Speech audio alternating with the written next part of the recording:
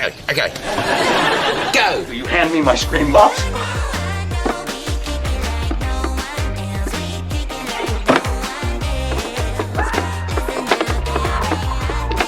Now go. Okay, we have quite the room here for the next case. People are constantly coming in. I wish everybody could get here on time, but doesn't seem to be able. We're not able to do that, but hopefully this is the room. This is the call for the Laura Owens case 25-11801. I see Ms. Owens there. Are you ready to get started, ma'am, and take an oath for me? Yes. All right. Let me get your notes in front of me. All right. If you are ready, please raise your right hand. Do you solemnly swear the testimony you're about to give will be the truth, the whole truth, and nothing but the truth? Yes. Would you state your full name for the record, please? Laura Michelle Owens. Ms. Owens, do you understand the importance of the oath you just took? Yes. Is your address correct as it's listed in your petition? Yes. Is that where you currently reside? Yes. Did you receive the bank? Oh, hang on a second.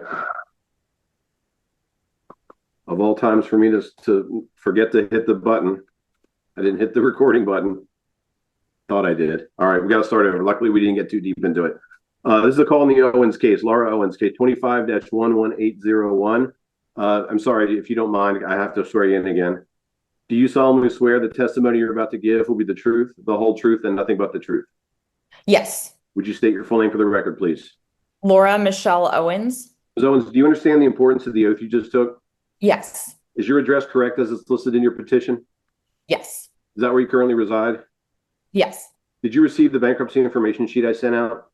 Yes. Had you lived in Arizona at least 2 years before you filed this case? Yes. In the past 8 years, have you filed another bankruptcy case anywhere? No. Did you review all of your bankruptcy forms and paperwork before you filed it? Yes. When it came time to sign any of those documents, did you physically sign them yourself? Yes. Do you understand that you signed those documents under oath? Yes. Are all of your assets identified in your schedules? Yes. Are all of your creditors listed there? Yes.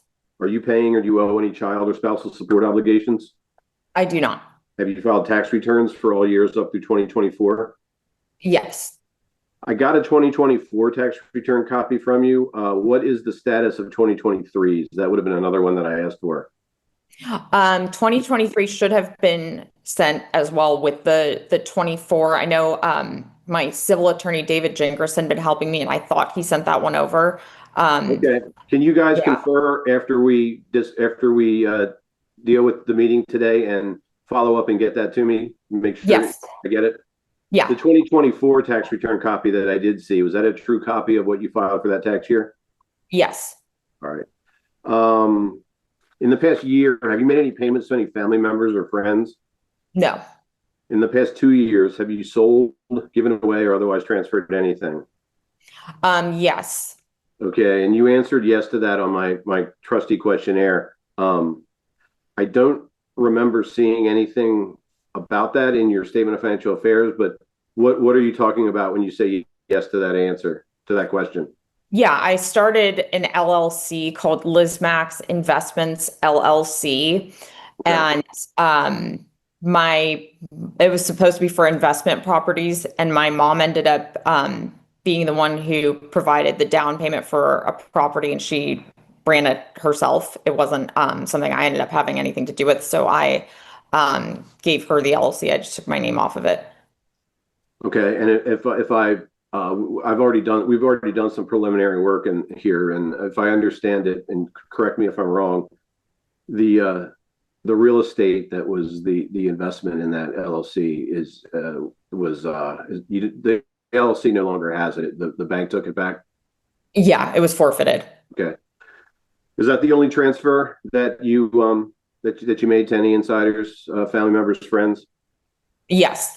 Or rather, that was the question. Was that? I'll ask it again. In the past 2 years, have you sold, given away, or otherwise transferred anything? So that's it. Whether it's an insider or not, that's the only thing you've transferred in the past 2 years? Yes. In the past 3 years, have you been a plaintiff in any personal injury litigation or some other kind of claim settlement? Not personal injury. Nothing I would be entitled to money in. Do you have any claims like that available to you that you've not begun to pursue yet for whatever reason? No. Do you currently have any ownership interest in real estate, whether it's through another entity or personally yourself anywhere? No, Are you the beneficiary in any trust or other kind of an estate? no, Have you gotten a divorce in the past 2 years? no. Okay.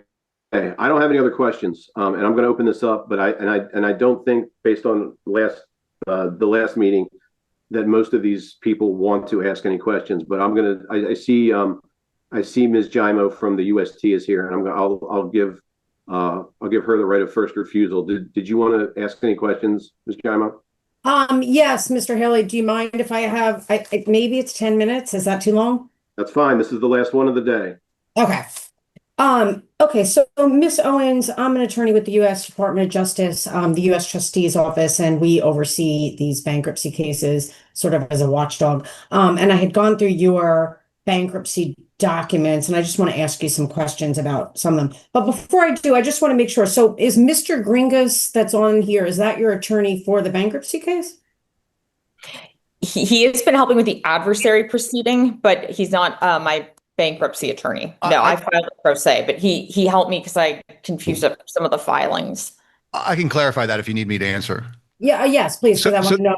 There's an adversary proceeding that's attached to this. Mhm. I represent Ms. Owens in the adversary proceeding, but only that, not in this main bankruptcy case. I'm obviously involved in the adversary part of it, and I've been communicating with Mr. Haley and his counsel as well. But I've not appeared for Laura in the bankruptcy, and I don't intend to if I don't have to. But I'm just on standby for now.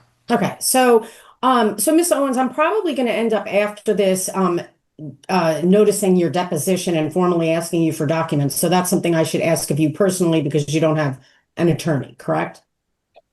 Yes. Okay.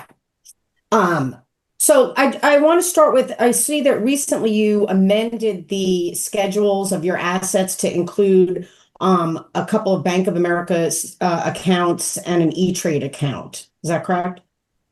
Correct. I had listed them in the wrong spot on my filing.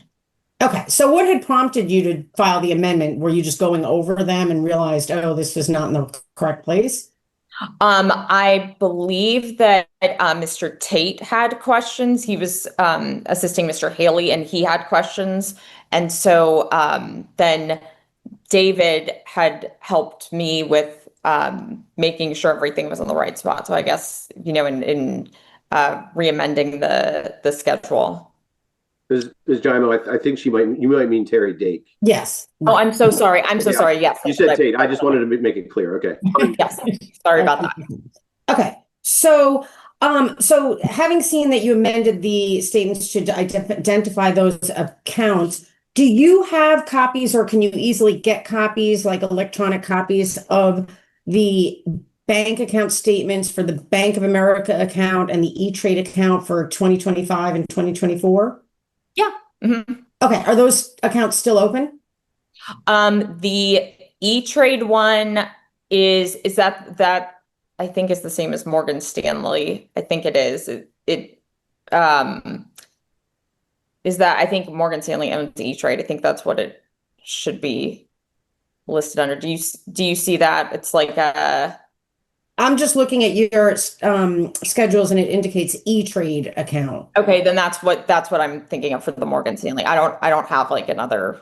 I know that's confusing what I just said, but I definitely do not have another bank account that's not listed.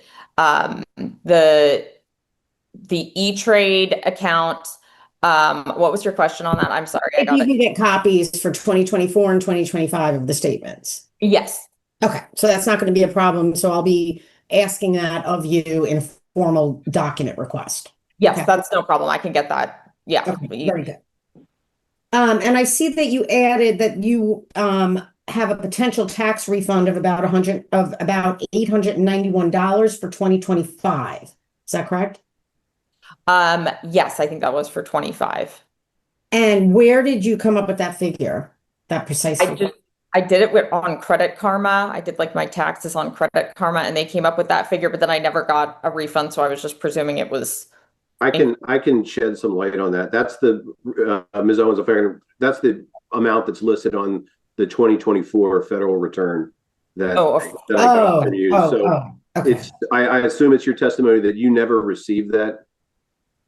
no, I did not. Did you file that timely? You filed that 2024 return when on or before the deadline, or maybe the extension deadline, which would have been near the end of 2025? Yes. Okay. So speaking about the tax returns, Ms. Owens, will you permit Mr. Haley to share copies of the tax returns that you've provided him and are going to provide to him with me? Yes, absolutely. Okay, so Mr. Haley, you have no problem sending those to me, correct? I do not. All right, thank you. All right. Did you have a CPA or accountant or any financial bookkeeper, somebody assisting you with your tax returns or no? No, I just used Credit Karma. Okay. And I see that in your schedules, you listed debt to Cherry Tech, and that's a lender for Innova Med Spa, correct? Cherry Tech is the lender that I used for Botox and for like a skin firming treatment that I got. I don't know if they're within Nova Tech, but that's not what I used it for. It was Cool Sculpting was the one I used it for. And I would be able to provide the name of the place that did that as well. Okay, so you never obtained any loans from Cherry Tech based on services or products that you purchased from Innova Med Spa? Not that I'm aware of. I mean, I've gone to a lot of places for Botox and procedures, but that's not where I think I did anything for Cherry. Okay. So do you have documents that show, invoices, copies of that sort of thing that will show the debt that you owe to Cherry Tech that you listed here in the schedules? Yeah, I should. All right. So those are also documents that I'm going to ask for in my formal document request. So, Okay. And just be aware, please don't destroy any documents right now while you're in bankruptcy. It's crucial that you keep all your documents. We're going to be asking for some documents. And even if we don't ask for them, you shouldn't be destroying anything right now. Okay. No, I'm not. Okay. All right. So on Schedule I, it indicates that you had zero income. So no income from wages or operating a business, correct? Correct. And so for what time period were you stating that you had no income for? I mean, I haven't ever in my life had like a 1099 or W-2 job. But I've, really been supported by my family. So never in your life have you received a 1099 or a W-2 from any business, including your own businesses? Correct. Never. Have you ever received any kind of tax form like a Schedule K-1 that indicates that you have a certain share of earnings from a partnership or an interest in an entity? No, I know that the LLC, my family's LLC business taxes are filed on a Schedule C. And Okay. that's all I know. But you are the owner of at least four entities that you identified in the Statement of Financial Affairs. You are an owner of at least four entities. I think that I would consider it to be like four I was associated with. Maybe David could offer some clarification because he helped me answer that question. David? Well, let me just pipe in here. Either Mr. Gringus represents you or he does not. So I'm not comfortable with having Mr. Gringus step in as your counsel. Okay. So if he's not your counsel here, unfortunately, no, he cannot be advising you on how to answer that. I guess, do you have a copy of your Statement of Financial Affairs in front of you? I do not, but I have always thought I was the manager of LLCs, not an owner, and I have not ever filed them on my taxes or anything. Okay, just because I want you to be aware that if you look at your own statement that you filed under oath, you check off the box that you are an owner of at least 5% of the voting or equity securities of these four entities: Quartet, Lizmax, Keybacker, and Stylet. So is that incorrect information that you put on there? I thought it was if I had been known to have any like identity with those, and I knew they were ones that my name has been associated with over the years, and I was trying to cover my bases in terms of listing which ones I've been a part of. Okay, and also I looked at your LinkedIn account and it indicates on the LinkedIn account that you're an owner and executive with those entities.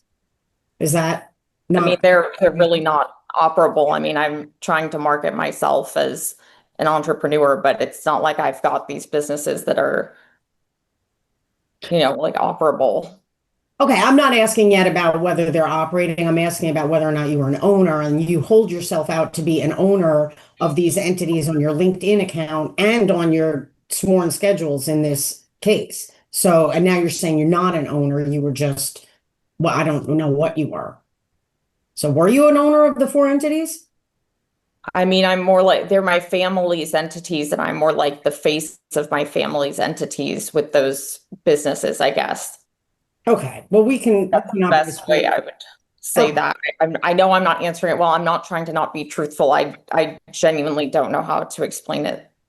Okay, well then you'll have to make sure I'm going to recommend to you that you go back over your schedules that you signed up for penalty of perjury and make sure everything's accurate because you have in your sworn schedules stated that you are an owner of those entities. Okay, I will go back and reevaluate that. I'm sorry. Okay. All right, so on schedule I, which is where you were supposed to list your income on the bankruptcy schedules, you added a line item on 8H for family support for food and living expenses, and you put 0. So was that a mistake? Do you receive any kind of family support to pay your expenses, your monthly expenses? They just pay them out of their money. I don't like out of my parents' pension and Social Security. They don't give me money to pay that. They pay it directly. So what are they paying directly when you said they pay it? Well, I live on their property, so I mean, you could technically say they're paying, housing and for my food. Okay. What about your car payments? We share a car. They pay for my car. Okay, so they directly, because well, you are the sole owner of the I'm car. the sole owner, but they're paying for it right now because I can't afford to make the payment. Okay. So, that's something that you do need to specify how much it is, even if you have to come up with an estimate on schedule I of your schedules, you have to indicate how much money they're fronting for you for your expenses. Okay. Okay. You just leave it 0. Okay. Okay. So you'll need to figure that out and amend schedule I, okay? Okay. Okay. So, and I'm assuming your parents also pay your car insurance? Yes. Okay, so you don't pay any bills for yourself. No. And you say that are you saying that you've never earned any income on your own ever? Correct. Okay, how old are you? I'm 35. So 35 years, you have never made any income on your own to pay your own bills. I mean, like I said, I'm in the face of my parents' businesses, so they've, paid my living expenses in exchange for me helping them. Okay, so that's kind of a compensation for your services then. I mean, I don't take advantage of it, but Well, you're providing them with services and they're compensating you by paying your bills, is what you just said, right? yeah, exactly. Well, then you better figure out how you're going to want to disclose that in these schedules because that is a form of compensation. I would recommend that you really read through what the schedules and the statements require you to disclose. Okay. And we'll go more into this because I'll probably have to take your deposition, but I wanted to make sure to give you an opportunity to amend anything that you are contending was just an innocent mistake. Okay, so the biggest issue I had was that, regarding this claim of yours that you don't make any income. So you are aware that on the Statement of Financial Affairs, you did not disclose receiving any income of any kind for 2023, 2024, and 2025 through the date of the bankruptcy filing. You're aware you did that, right? Yes, I didn't understand that how I was supposed to say if my expenses were getting paid for. No, we're not talking about expenses. right now on the For statement of compensation. on the statement of financial affairs, on items number 4 and 5, and you could take notes if you want, so you can follow up and look Okay. into this I don't have after. a pen, but I have my phone here. Sorry. Yeah. Which schedule is that? So it's not the schedule, it's the statement of financial affairs. Mhm. And you've recently amended it. So it's items number 4 and 5. Require you to disclose all income you received, even if it was non-taxable income. Okay. Years 2023, 2024, and 2025 up through the date you filed the bankruptcy petition, okay? Okay. So I guess let me ask you, does your 2024 tax return indicate that you received any type of taxable income at all? No, I know I was under the limit, but I just thought I had to file it anyway. So what do you mean you were under the limit? Under the limit? Oh, you For tell me. like, I know there's like some, if you make below a certain amount, you don't have to file, but I thought I did need to file anyway. Okay, but so it wasn't zero though. So you might have been below the threshold for there to be a tax, but you did make some money. Is that what you're saying? I mean, not to me. I mean, if you're going based on what my parents paid for, then yes, but I didn't make $1 last year. I'm talking about now 2023. Let's talk about 2023. In 23. Yeah. What about in 2023? It was the same situation. Okay. Well, I guess I'm a little confused because so your testimony is that in 2023, and you're saying now under oath that you made no income whatsoever in 2023. Is that what you're saying under oath right now? I think maybe I don't quite understand what the question is, because it goes back to the LLCs with my family and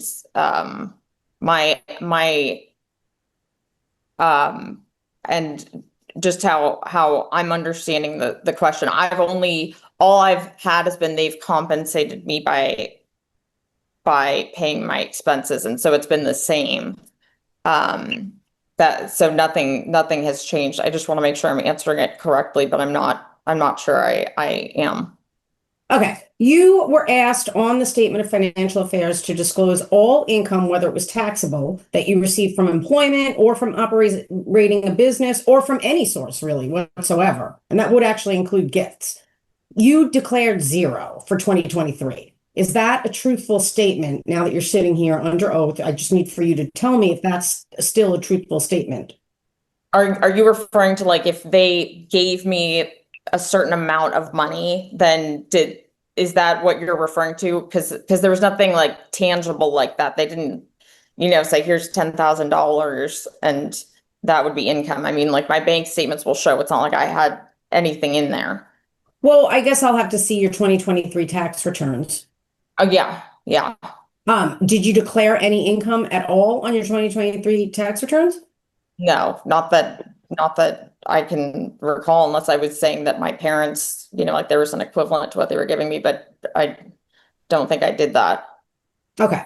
So I'll follow up with that in a deposition, but I do need to understand, you're saying that now, but are you aware that what you're saying right now is completely inconsistent with the testimony you gave under oath in the Owens versus Eckhart paternity case?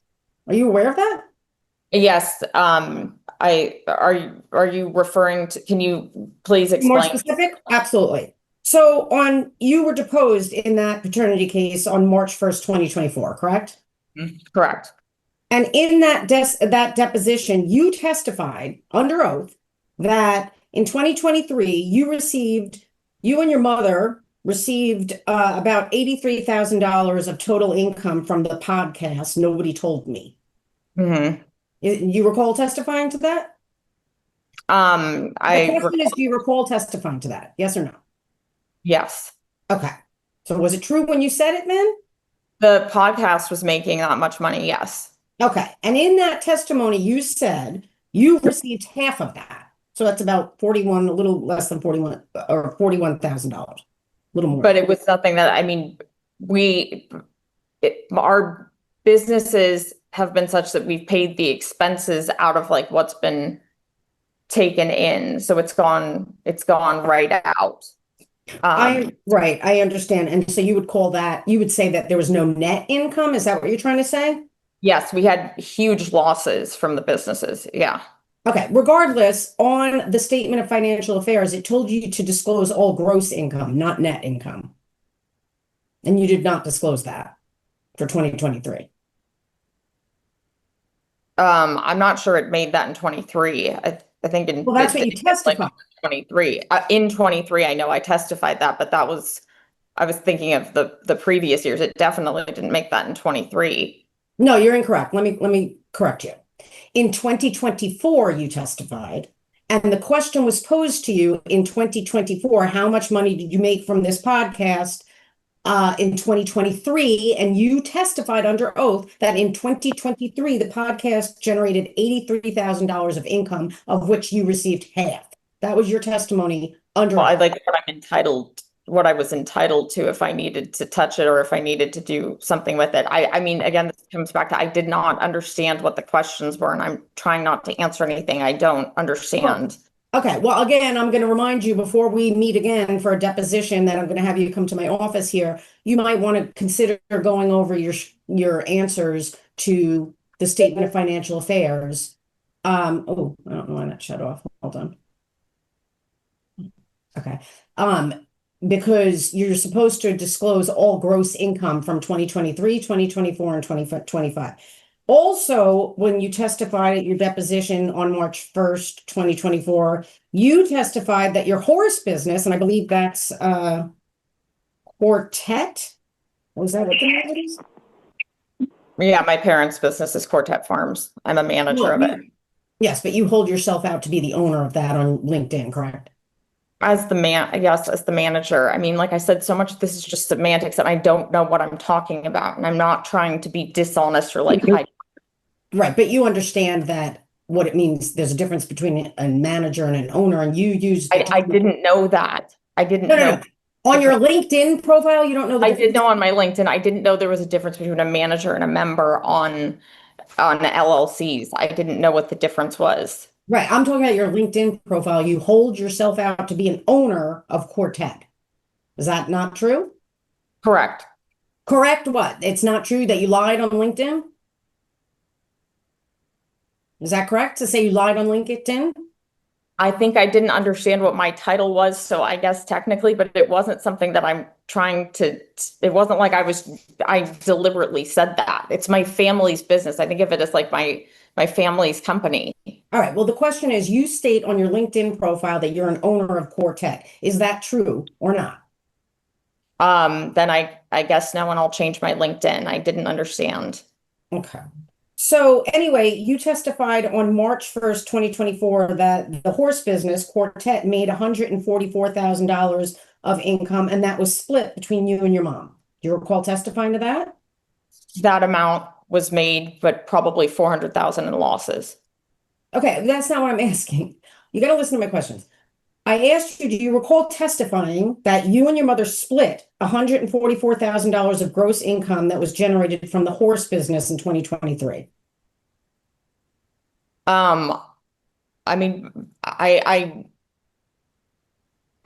don't feel like I'm answering these questions the correct way. I mean, it's just that the only correct way, Miss Owens, businesses bank account, it like didn't go to me directly, like, yeah. The only correct way for you to answer is honestly. Okay, so but that's what I'm trying to do is answer as honestly as I can. And I don't know a lot of the stuff that you're asking me the answers to because they're my family's businesses and I don't know. Okay. Well, that is what you testified to under oath in your deposition in the paternity suit. So we'll have to deal with that later. But that is extremely at odds with what you testified to under oath in your pleadings in this case. Correct. Because I presume that was like what my equivalent would be in terms of what I had done and brought in for work. Okay. The other testimony you gave, which is actually at trial in front of a judge on June 10th, 2024, you testified in front of a judge that you were at the time of trial 2024 making $200,000 a year approximately. Do you recall that testimony? Correct, yeah. And now, is that truthful testimony?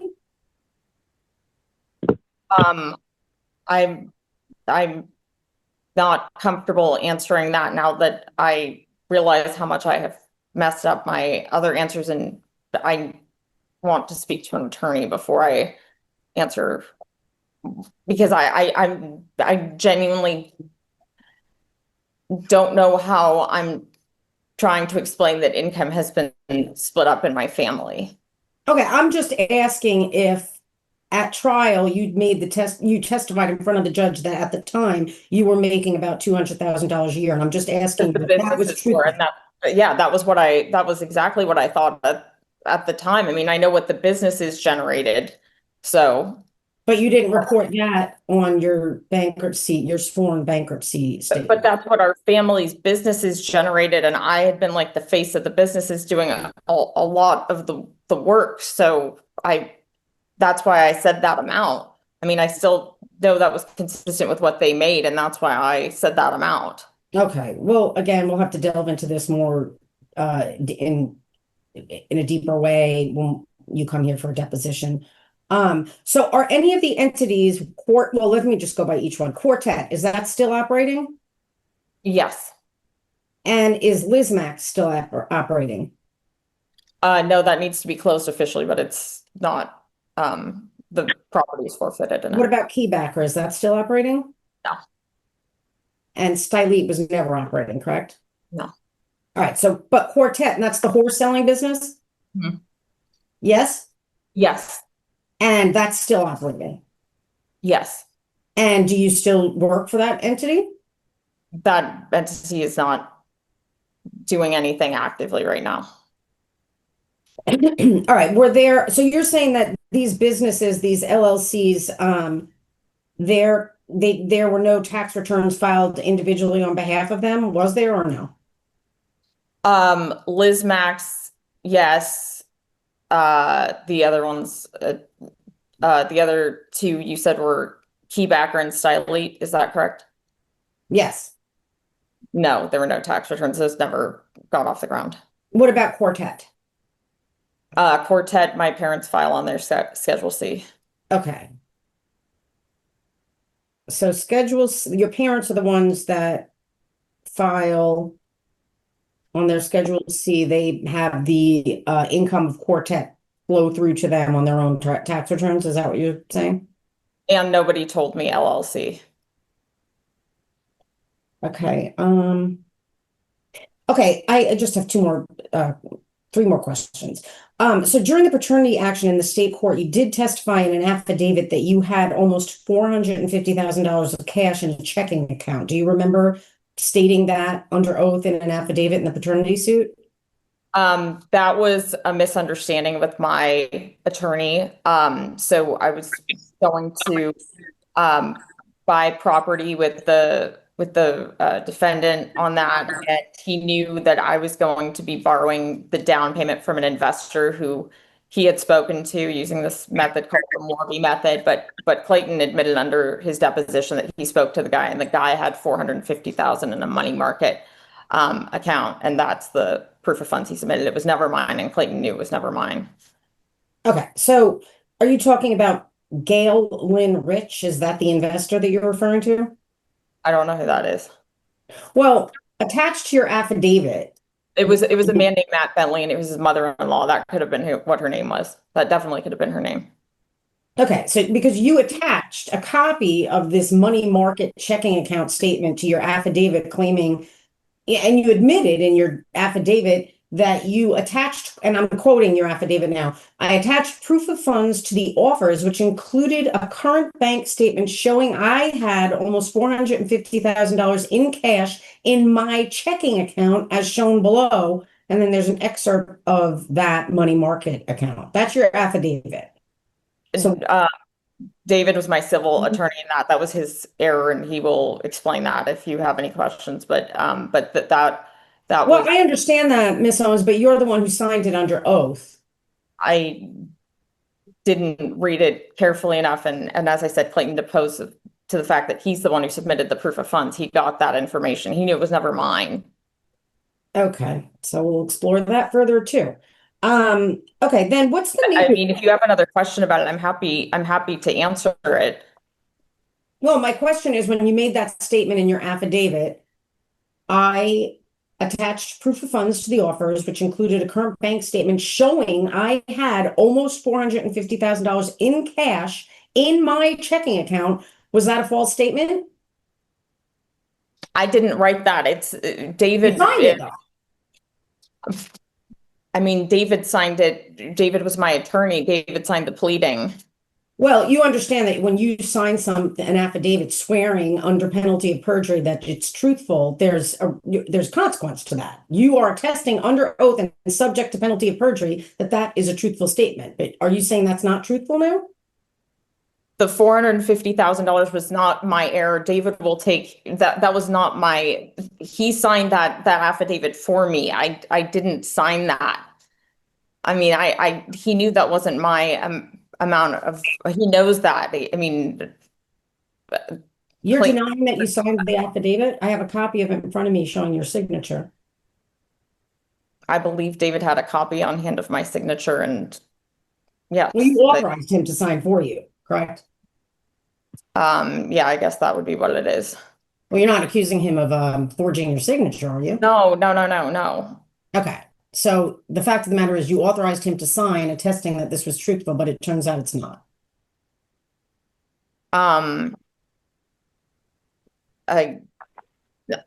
Yes, yeah. Okay. I guess. Okay, two more questions. Just can you tell me the nature of the Owens versus Maricini lawsuit, which is currently on appeal? What's the nature of that suit? It's a domestic violence restraining order lawsuit. Okay, that you had filed against this defendant, Maricini? Yes. And did you seek damages, any kind of recovery in that lawsuit? No. It was just a restraining order? Yeah. Okay, and then it says it's on appeal. Who filed an appeal? I appealed it. Okay, when did you file the appeal? I think it was like December 5th of 2025. I'm pretty sure. And how did you get the money to pay for an appeal, to pay for appeal attorney and all the costs associated with an appeal? I don't have an appellate attorney, and my fees were waived by the court because of my income. Okay, so you haven't paid any kind of fees in connection with that appeal? No. And you are appealing a decision that denied you this restraining order? It got dismissed because I was in the hospital and I'm on the day of the hearing. So, yeah. And what's the nature of the Owens versus Gillespie lawsuit that concluded in Maricopa County? That was a civil case that I filed. And what was the nature of that suit? What was the claim? Abortion coercion was the claim. And were you seeking damages to recover any money in that case? I was seeking damages, and at one point I asked that they be made to a charity, to a women's charity. Was judgment entered in your favor? No, nobody ended up getting anything. How was it resolved? Was it case dismissed or was there a trial? He filed a counterclaim and it was dismissed on both sides. Somebody's got their phone on. Yeah, I think it's 602, whatever that number is, I could see that you can see. Somebody, please mute your phones. Thank you. I'm sorry, Ms. Owens. Can you just so basically I just wanted to know how that was resolved. Did it go to trial? Was it dismissed? What happened with that case? It ended up being dismissed. I think they maybe my side and his side. He filed counterclaims, but neither of us ended up getting anything at the end of the day. Okay. All right, that's all I have. I very much appreciate you answering my questions. And Mr. Haley, thank you for allowing me to take up so much time to ask these questions. But just to be clear, Ms. Owens, I do intend to have, I will be asking you formally for documents, which will include those bank statements. And I will be asking you to come into my office here in downtown Phoenix for a deposition. In fact, just because since you're on the line and I don't have a phone number for you, I'm not going to ask you to reveal it on this call, but can you please look up my email and send me an email so you and I could talk on the phone to schedule I want to accommodate your schedule for when you can come in. I don't want to ask you to come in when you're not available. Yeah, absolutely. Okay, so it's Jennifer G. Imo. My email address is on the docket sheet. Okay. It's just jennifer.a.gimo@usdoj.gov. And if you could reach out to me, we can work on a date to get you in here that's convenient to you. Okay? Okay, perfect. Perfect. Thank you so much. I appreciate that. Okay, thank you very much. Thank you, Ms. Jaimo. Are there any other parties in the meeting who wish to examine this debtor? Mr. Haley, Marcus Reisinger for creditor Clayton Eckert. I don't have any questions, but I would, with your permission and Ms. Jaimo's permission, like to attend the 2004 exam. Absolutely. Thank you. All right. Oddly enough, people are still coming into the waiting room, so let me admit everybody, and then I'm going to ask again.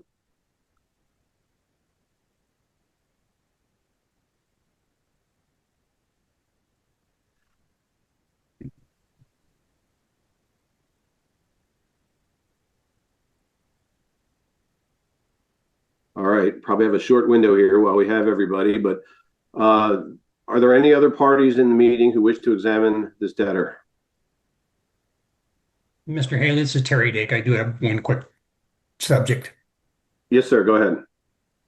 Ms. Owens, with respect to Quartet Farms, the statement of financial affairs says that the business is horse sales, leasing, and showing.